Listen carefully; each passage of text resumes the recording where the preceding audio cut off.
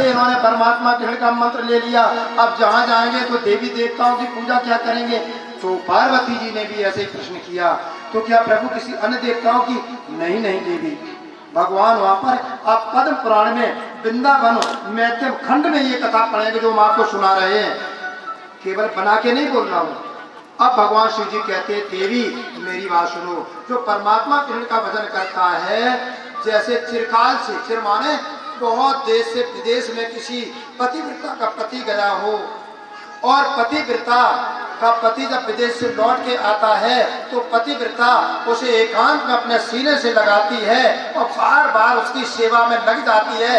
मेरे पति बहुत दिनों में मिले हैं, पूरी परिचर्या में सेवा में लग जाती है। इसी प्रकार हमारी आत्मा का पति कौन है? परमात्मा परम धाम में। ऐसे ही अपने आत्मा के पति की परिचर्या में लग जाओगे तो तुम्हारे आत्मा का पति मिल जाएगा। ऐसे वर्गों का भरे जो जन्मे मर जाए, प्यारे अपने श्याम को, फिर जुड़ अमर हो जाए। इसलिए मेरी आत्मा का पति कौन है? परमात्मा कृष्ण। और ये एक जितने हम बना रहे हैं, अंत में सब परमाम धाम में हमने परमात्मा से मांगा था दुख देखने के लिए। अमर कथा में सुनाया था, परमात्मा ने 3 बार रोका था, मेरी आत्माओं दुख ना देखो, लेकिन हमने नहीं माना। अब हम दुख देखने आए, और जैसे ही छोटा भी दुख हुआ तुरंत भगत जी के पास आए। भगत ने आपको भभूत दे दी, गला बांध दिया, ताबीज दे दी। वो दुख दूर नहीं हुआ, तब तक भैंसिया उठ गई, फिर कहीं लल्ला रोए गए, कहीं कोई बीमारी हो गई, आकार। लेकिन तुम लोगों का दुख मिटा? किसी को पूछो। एक बार हमारे आश्रम पे आपके ही क्षेत्र का एक व्यक्ति पहुंचा मेरे पास, गुरुजी फोन आप मिलेंगे? हमने यहाँ मिलेंगे, क्योंकि जब मैं आश्रम पर होता हूँ तो बहुत लोग हमसे दवाई लेने के लिए आते हैं। मैं उनसे कोई मूल्य नहीं लेता, दवाई लिख देता हूँ, आप ले आओ, कहीं से मेरे को दिखा दो हमको, क्योंकि मैं तो फ्री सेवा करता रहता हूँ। तो आए कि गुरुजी इनको देख लो, मैंने तो अपनी भैंसिया बेच दी है। आपके क्षेत्र ही की बात बोल रहा हूँ, शायद गोपाल दास के रिश्तेदार थे। अच्छा कोई थे, मैंने तो अपनी भैंसिया बेच दी 60,000 की। भगत ने 60,000 रुपए ले लिए। तो फिर हमारा एक दिन दर्द बंद हुआ, और दूसरे दिन हम फिर हॉस्पिटल में गए तो दर्द फिर हुआ। तुमने कहा जब आपका एक दिन दर्द बंद हुआ तो आप कहाँ से आए थे? कि हॉस्पिटल से आए थे। तो मैंने कहा तुम हॉस्पिटल में थे इसलिए तुम्हारे इंजेक्शन लग गए, और तुम्हारे उसको था जलोदर रोग। एक जलोदर रोग होता है, पेट में हमारे में 6-7 परतें होती हैं त्वचा की, खाल की, उसमें पानी भर जाता है, उसे कहते जलोदर रोग। तो उसमें पानी भरकर डॉक्टर ने वो पानी निकाल दिया। तो एक दिन दर्द बंद रहा, उसके दिमाग में आया भगत जी ने मेरा दर्द बंद कर दिया। दूसरे दिन और भयंकर दर्द हुआ तो मेरे पास गया, मैंने उनको देखा, मैंने भैया तुम्हें तो जलोदर रोग है और ये रोग असाध्य साधा ठीक नहीं होता। मैंने जो आए थे उनको बताया, गुरुजी भगत तो ये कह रहे थे कि तुम पे जाने कौन कौन से मसान, घर वाले, परिवार वाले, बाहर वाले कौन कौन लगे थे, तो कैसे ठीक होंगे? हमने कोई भूत नहीं है तुम्हारे पास, तुम्हें जलोदर रोग है। हमने भगत कह रहे थे उनका नाम दो, कि वो कह रहे अगर नहीं करोगे तो तुमको मार डालूंगा, फिर तुम्हारे घर वालों को देखूंगा। तो हमने किया, मेरे को नंबर दे दिए उस भगत का। मैंने उनका नंबर लिया था, नंबर लिया। मैंने कहा हेलो मैं परमानंद बोल रहा हूँ। आप कौन बोल रहे हो? कि मैं भगत बोल रहा हूँ। हमने तेरे पास जितने तेरे देवता जल्दी से मेरे ऊपर छोड़, क्योंकि मैं परिवार से बहुत दुखी हूँ, मैं अपने परिवार का नाश चाहता हूँ, जल्दी छोड़, जल्दी छोड़, यही बोल रहा था। मैंने उसको ललकारा, हमने तूने उसकी 60,000 की भैंस बिकवा दी गरीब आदमी की, और तूने उसके पैसे ले लिए, उसको बर्बाद कर दिया। मैं तेरी रिपोर्ट करने जाता हूँ। मैं कभी न किसी मंत्रियों के टच में रहता ही, लोग मिलते रहते हैं, मंच पर आते रहते तो मिलता रहता हूँ। तो मैंने कहा मैं तुम्हारी रिपोर्ट कर दूंगा, नहीं जल्दी से रुपए दो। कहा था ना, उसने कहा महाराज रिपोर्ट नहीं करना, पहले तो अकड़ दिखाई, फिर कहा कि मेरी रिपोर्ट नहीं करना, मैं रुपए जल्दी भेजो मैं वापस कर दूंगा। बेचारे जैसे तैसे रुपए वापस करे। इस प्रकार संसार में आप लोग कितने धक्के खाते रहेंगे, और जब आप परमात्मा का भजन करने लगेंगे तो आपको ये धक्के नहीं मिलेंगे। बोलो सदगुरु महाराज की। या ये मैं बना के नहीं कह रहा हूँ, मेरे जीवन में ऐसे कितने लोग आए जो बेचारे चले गए। किसी महात्मा ने कह दिया, अभी मैं ये दमोह है, सागर के पास दमोह जिला में कभी किसी माँ बहन बेटी से मैं अपने पैर नहीं दबाता हूँ, मैं कहता हूँ मेरे पैर मत छुओ, जरूर नहीं है, क्योंकि स्त्री को अपने पति के पैर छुओ, अपने पति के अंदर भगवान को देखो। कल बताया था राह में कथा कह के आया, लेट गया तो पति पत्नी दोनों बेचारे ने जैसे ही हाथ लगाया तो मैं जगा। हमें क्या बात, दोनों रो पड़ी। गुरुजी पंडित जी ने बताया है तुम्हारे बच्चे को काल सर्प योग है और 21 जून तक को मर भी सकता है। मेरे पास कुछ नहीं है गुरुजी, मेरे पास 20,000 रुपए हैं, पंडित जी 51,000 रुपए बता रहे हैं, तब काल सर्प योग उतरेगा। हमने आप चिंता नहीं करो। अब जिन लोगों के तंत्र मंत्र में विश्वास होता है तो उनको बताओ, वो मानेंगे नहीं। तो मैंने कहा गरी का गोला ले आओ, ले आए। हमने कि बच्चे पे घुमा करके और भागवत के नीचे रख देना, चौकी पे रख दिया। और जब भागवत पूरी हुई, 5 दिन रह गए थे, हमने कहा वो प्रसाद खोल के बच्चे को खिला दो, अब तुम्हारे घर में तुम्हारे बच्चे को काल सर्प योग उतर गया। बोलो सतगुरु महाराज की। महाराज जी बहुत अच्छा उपाय बताया, हमारे 51,000 बच गए। हम तो कर्ज ले आए थे, उसके रुपए बच गए। इसलिए मेरी माँ बहन बेटी बालक वृद्धो, जब तुम परमात्मा कृष्ण की भक्ति करोगे तो सच में तुम्हारे कोई ग्रह दशा भी खराब नहीं होगे, सारे ग्रह अपने आप उतर जाएंगे। आप कहेंगे परमानंद क्या कह रहे हो? बेटा बैठता, ये 2 लोग देख रहे हैं कि जिसमें कौन सा हेलीकॉप्टर आ हुआ। राधे राधे। इंद्री द्वार झरोखा नामा। तो मैं क्या कह रहा था, मैं भूल ही गया। बताओ मैं क्या बोल रहा था?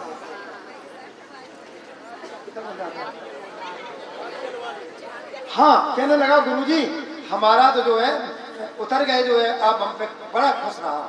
हमने सुन इस 21 जून की तो बात छोड़, हमको अंदर से विश्वास है कि एक प्रसाद भगवान का तूने खाया है। जो भगवान कृष्ण का प्रसाद भागवत का खाते हैं उनको भगवान रोग भी, क्योंकि भागवत में आरती में आया है सुमऔषध हर चरित्र गान की, महाऔषधि है। खा, तेरा 21 जून की बात छोड़ो, 21 वर्ष तक का हमें विश्वास है तेरे बच्चे को कुछ नहीं होगा। अंदर से मेरे से लगा इससे ये कह दिया जाए, विश्वास उसे दिलाया। बहुत खुश थी, बेचारे के नेत्रों में आंसू आ गए। गुरुजी हमने 21,000 रुपया कर्ज लिया था, 30,000 हम और सोच रहे थे कि आप बोल देंगे तो हमें थोड़ा थोड़ा चंदा मिल जाएगा तो काल सर्प योग उतर जाएगा। अब मैं आप लोगों को बोल रहा हूँ, भगवान कृष्ण गीता में क्या कहते हैं? नक्षत्रों का अधिपति चंद्रमा मैं ही हूँ, यानी अधिपति यानी नक्षत्रों का राजा चंद्रमा मैं ही हूँ। और जब स्वयं भगवान ही चंद्रमा नक्षत्र, तुम्हारे नक्षत्र कैसे खराब हो जाएंगे?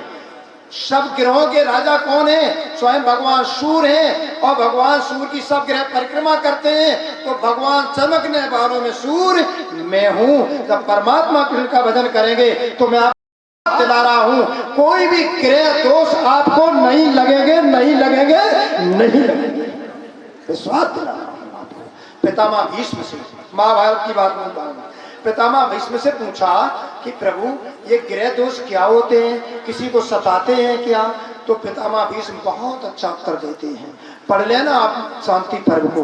तो पितामह भीष्म कहते हैं कोई ग्रह दोष किसी को सताते नहीं, कोई ग्रह नहीं किसी को सताते हैं, परंतु एक कार्य है, क्या व्यक्ति जो जन्म जन्म में कर्म करता है उसी की सूचना ग्रह देते हैं। जब अशुभ ग्रह आते हैं तो समझो जो मैंने पूर्व जन्म में जो दुष्कर्म किए हैं उसके भोगने का समय आ गया है, तो वो ग्रह तुम्हें सूचना देते हैं कि अशुभ ग्रह आए हुए हैं, अब अशुभ समय जो तुमने पूर्व में कर्म किए वो भोगने का आ गया। तो आप लोग क्या करेंगे? आप पूजा करेंगे। पंडित जी आचार हम लोग क्या बताएंगे? पूजा कराओ। फिर वे पूजा करेंगे, मंत्र जपेंगे, और आप रोज ही भगवान की पूजा करो, रोज ही भगवान का मंत्र जपो, तो कोई भी ग्रह तुमको सताने वाला नहीं है। बोलो सदगुरु महाराज की। देखो हम आपके ग्रह भी उतारने जा रहे हैं, आप चिंता नहीं करना, मैं आपको सही बोल रहा हूँ। जब से मैंने ज्योतिष का सब कुछ जानकारी होने पर भी मैं पंचांग में ये नहीं देखता हूँ कि मेरे समय कौन से ग्रह है, मैं नहीं देखता हूँ, क्योंकि ये मैंने सौंप दिया अपना शरीर परमात्मा को। जब प्रभु ने मेरी भुजा पकड़ ली है फिर कौन सा ग्रह लगने वाला। ऐसे ही सब लोग अपनी बाँह उठाओ, लंबी लंबी उठाओ, बोलो राधे राधे, और बोलो एक बार राधे राधे, और बोलो एक बार राधे राधे, और कन्हैया से कहो मेरी भुजा पकड़ लो कि ऐसी तैसी ग्रह की कोई ग्रह तुम्हें नहीं सताएगा। बोलो सदगुरु महाराज की। अब बताओ कैसी लग रही मेरी बात आप लोग? आप लोग कह रहे हैं परमानंद तुम आप जोरा भरी मेरे को चेला बनाने के चक्कर में हो। सही में ऐसा मेरे को लोभ नहीं है। मैं अपने भारत से अंधविश्वास मिटाना चाहता हूँ। मैं अपने देश के लोगों को सच्चा भक्त बनाना चाहता हूँ। मैं अपने देश के लोगों को संस्कारी बनाना चाहता हूँ। लेकिन एक बात याद रखो, जब तुम्हारे बच्चे तुम भजन करोगे, बच्चों को संस्कार दोगे, तो तुम्हारे बच्चों का भी कुछ बिगड़ने वाला नहीं है। मेरे साथ एक घटना हो गई और वो मैं बताऊं क्या। पहले मैं 20 वर्ष नंगा पैर रहा। 20 वर्ष मैंने जूता चप्पल नहीं पहना, कभी नहीं पहना। वो क्यों नहीं पहना? एक बार मैं ट्रेन से उतरा, एक 2-4 बेचारे लोग जा रहे थे। उस समय जून का महीना था, डामर टिकला हुआ था, तो कहीं इधर कहीं इधर उनके पैर चल रहे थे। तो मैंने कहा भैया बाबा तुम मेरी चप्पल पहन लो। उन्हें बेटा तुम्हारे पैर जलेंगे। उन्होंने पहनी नहीं तो मैंने भी नहीं पहनी। उन्होंने कहा मेरे हिस्सा की जो भी चप्पलें बनाते होंगे भगवान, वो कोई गरीब पहनेगा। तो मैंने 20 वर्ष चप्पल नहीं पहना। लेकिन एक अनुसंधान किया मैंने। पहले मेरे को जूता जो पहनाया जाता कि उसमें लोहे की वो क्या बोला जाता है, हाँ नाल ठोके जाते थे। महीने तो महीने में घिस जाते। 20 वर्ष नंगे पैर रहा, मेरी एड़ियां घिसी नहीं। मेरे को समझ में आ गया सत्य कभी घिसता नहीं है। बोलो सदगुरु महाराज की, सत्य कभी घिसता नहीं है। तुम सत्य के आधार पे हो। जब तक ये आत्मा है तब तक तुम घिसने वाले नहीं हो। तब मैंने 20 वर्ष नहीं मेरी एड़ियां घिसी तो ग्रह नक्षत्र मेरे को कैसे घिस डालेंगे। अर्थात मेरे को परमात्मा का भजन करना चाहिए। मैं आत्म तत्व में, मैं आत्म तत्व का ज्ञाता हूँ, मैं आत्म तत्व में विश्वास रखता हूँ। तुमको कोई ग्रह दोष नहीं लगेगा। बोलो सदगुरु महाराज की। ऐसा तो नहीं है मैं इधर से कहते जाते भूलते जाते। नंगे पैर था। भागवत में नीचे जवारे बोए जाते हैं, पूरी स्टेज लोहे की बनी थी। मैं जैसे ही आया उसमें करंट था, स्टेबलाइजर का तार लग गया। ऊपर का हाथ में अग्नि, नीचे पैर में अग्नि। मेरे को करंट लगा और ये कमली हमारी रहती है कन्हैया पर बैठते हैं हृदय की तरफ, वो भी गिर गई। लोगों ने देखा क्या हुआ, महाराज जी गिर गए। तो जनरेटर चल रहा था, बंद हुआ, करंट लगा। लेकिन मैं आज भी 84 आसन करता हूँ। समझो रामदेव बैठा आपके सामने उनका पहिया, आज भी करता हूँ, रुकता नहीं हूँ। तो ऐसी स्थिति में थोड़ी देर में उठा, फिर महीने बाद मेरे को बीपी लो हुआ और पक्षाघात हो गया, लकवा मार गया। मोटेड़ा, एक आंख बंद एक आंख खुली। अब मैंने कहा मैंने अपने जीवन में किसी बहू बेटी को गलत दृष्टि से नहीं देखा। सबके अंदर मेरी राधा जी दिख रही हैं, मेरी आंख क्यों टेढ़ी हो गई। मैंने मुँह से किसी को ऐसा नहीं सोचा खराब हो जाए, तो मुँह क्यों टेढ़ा हुआ। हमने सुनो कन्हैया, रात्रि में मैंने अपनी यही पेटी उठाई। मैंने कहा सुनो कन्हैया, और हमारे एक शिष्य थे, गुरुजी कितना भी खर्च हो जाए 1 से 10 लाख रुपया मैं आपको ले चलूंगा। तब तक एक बेचारी बहुत गरीब थी, वो अपनी बकरी बेच के आई और 100 रुपए में बिकी। गुरुजी आप दवाई करा लो, रोने लगी। हमने कहा नहीं लेंगे, नहीं ले लो गुरुजी दवाई करा लो। मैंने कहा इनके 100 रुपए मेरे को ठीक नहीं करेंगे तो सेठ जी की 10 लाख मेरे को ठीक नहीं कर पाएंगे। मैंने अपने मन में प्रतिज्ञा की कन्हैया मैं कहूँ नहीं जाऊंगा। एक कागज लिखा, मैं बोल नहीं पा रहा था उस समय। लिखा जब तन सौंपा स्वाम को, जब तन सौंपा श्याम को, नहीं था उस दिन रोग अब रोगी घुन श्याम का। सुनो जगत के लोग, मेरे दृढ़ विश्वास में अवश्य लगेगी चोट, काया तो मिट जाएगी राख सके ना नोट। सच में मैं ये कहता रहा और सवेरे जब मैं जगा तो मैं जैसा तैसा था। आज मैं बिल्कुल जैसा का तैसा हूं।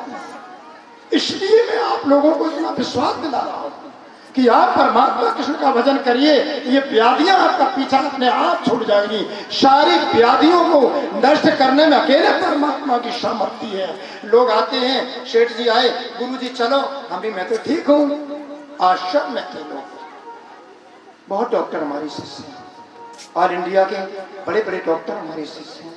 आश्रम में थे, ये सब कैसे हुआ। याद रखो मेरी माँ बहन बेटी बालक वृद्धो, आपको कोई ग्रह नहीं सताएगा। तुलसीदास ने भांग के नशा में नहीं लिखा है।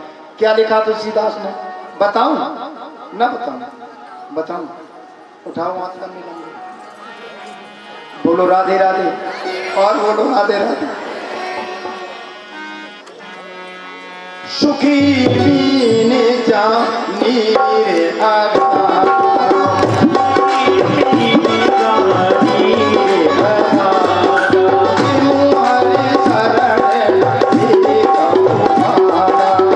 Give me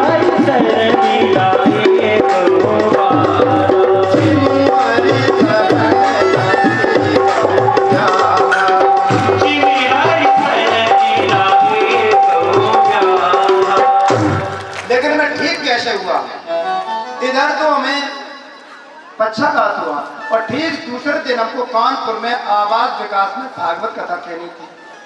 बहुत बड़ी तैयारी बेचारी ने की, इससे लगभग 10 गुना पंडाल लगा था। मैंने कहा क्या करूं, रात्रि में बिल्कुल सही बोल रहा हूं, हमको ऐसा लगा एक बगीचा देख रहा हूं, बहुत सुंदर बगीचा, और उस बगीचों में मैं 40 वर्ष हो गई मंच पर बैठती, मैंने अपने जीवन में इतनी सुंदर कभी सुंदरता बहु बेटियों में नहीं देखी।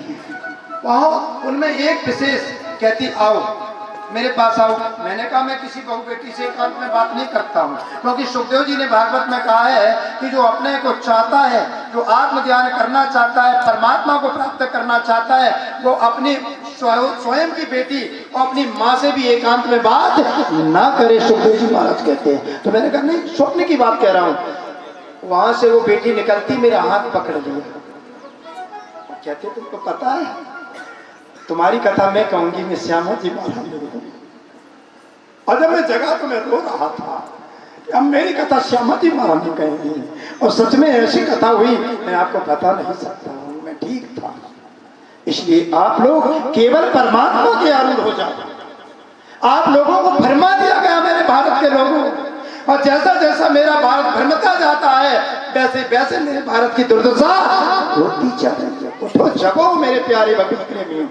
इसलिए परमात्मा की शरण में, परमात्मा अपार दया के सागर हैं, सुखी मीन जानी अगाधा। मेरे प्यारे भक्त प्रेमियों, वो स्वप्न भी पूरा नहीं हुआ, उन्होंने छोड़ा मेरे को।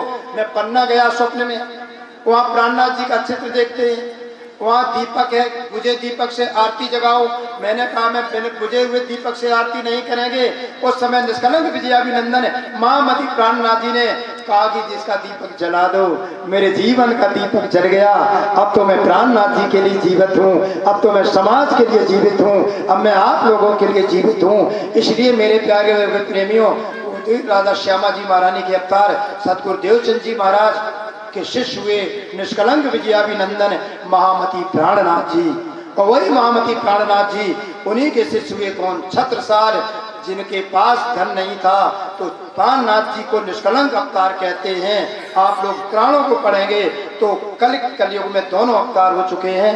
वही महामती प्राणनाथ जी ने छत्रसाल को तलवार दी थी जिसका नाम था जलतरंग, और उनको वर दिया था, छत का तेरे राज में तक तक धरती होए, चित चित घोड़ा मुख करे तित तित फत्ते।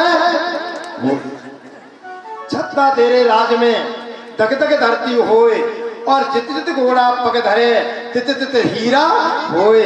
आज प्राणनाथ जी के वरदान से पन्ना की धरती में आज भी हीरा निकलते हैं प्यारे प्रेमियों। और पन्ना की धरती में आपको पता है हमारे भारत में सबसे बड़ा हीरा कौन था, बता सकता है कोई? कोनूर हीरा। वो कोनूर हीरा महाराज रणजीत सिंह के मुकुट में लगा। उसके बाद कोनूर हीरा अंग्रेज ले गए लूट करके। उस कोनूर हीरा की विश्व में उसके बराबर किसी की कीमत नहीं थी। मेरे भारत से वो हीरा भी चला गया, पर उस हीरे के समान ही महामती प्राणनाथ जी के वरदान से पन्ना की धरती ने पुनः भारत को हीरे दे दिए। ये प्राणनाथ जी की देन है। इसलिए प्यारे घर प्रेमियों, आप लोग सोच रहे होंगे महामती प्राणनाथ प्यारे की जय बोलते कौन है? कलयुग में सारे दर्द की दवा केवल प्राणनाथ जी हैं। और छत्रसाल कौन है? जैसे श्यामा जी के अवतार हैं देवचंद जी महाराज, ललिता सखी के अवतार हैं कौन? स्वामी हरिदास। ऐसे ही प्यारे प्रेमियों शाकुंडल सखी के अवतार है छत्रसाल। वो इसलिए हम लोग छत्रसाल की जयकार बोलते हैं। जैसे आप किसी भूत बजाने के लिए